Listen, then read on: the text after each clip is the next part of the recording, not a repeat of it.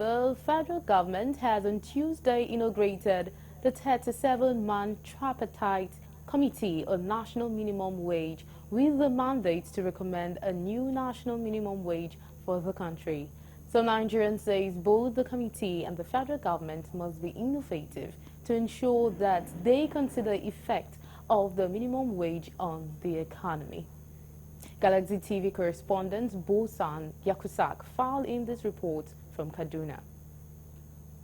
Vice President Kashim Shettima has on Tuesday inaugurated the Committee on Minimum Wage at the Council Chamber of the Presidential Villa, Abuja, and charged them to ensure the timely submission of their recommendations. The tripartite committee, chaired by the former head of the Civil Service of the Federation, Goni Bukar Aji, is made up of members of the organized labor, the private sector, and federal and state government. Shettima said the decision to set up the committee is a recognition of the need to ensure a decent living wage and in compliance with the existing National Minimum Wage Act of 2019, which will expire in a few months from now. Nigerians say they pray is not just another committee, but hope this time the committee works for the benefit of all Nigerians. I saw where there is a lacuna is where the labor is asking for 400,000 naira per head. How many people are working for government that you're asking for 400,000 naira?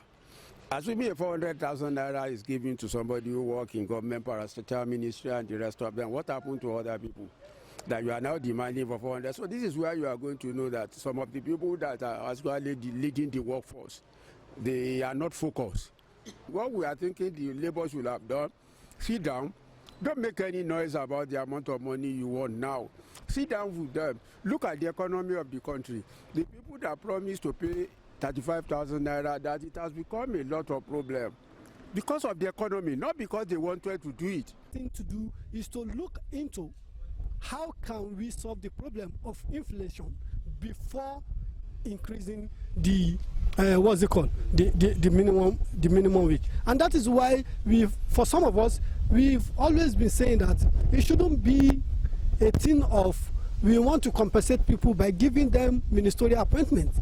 It is not by paying back to those. We are not saying that you shouldn't look inward or looking at the politicians who in one way or the other play their role for the emergence of a particular government. But what we are saying is that we have experts, we have technocrats that government should bring on board. They say price control and industrialization are factors that must be considered and not just minimum wage, because without the two factors, no amount can uplift the standard of living of civil servants. And the government is always telling us they are trying so that they can reduce that hardship. Forget about the salary that people are collecting. You are collecting that salary that you're asking for. Somebody is collecting it back from you. We are still going back to square one. How many of us that are lucky to have a car today can afford to put a fuel into it?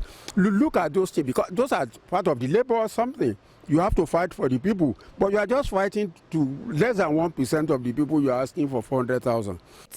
Of the Federation, majority of the states cannot meet up with this demand. There is no doubt about that. You understand? So the NSC should go back to their drawing board, see how far the federal government staff and that of the state, because they go to the same market.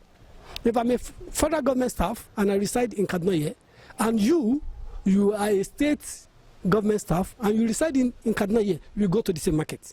We buy the same rice of bag, the same amount. We buy the same beans, the same amount. We buy tomato in the market, the same amount.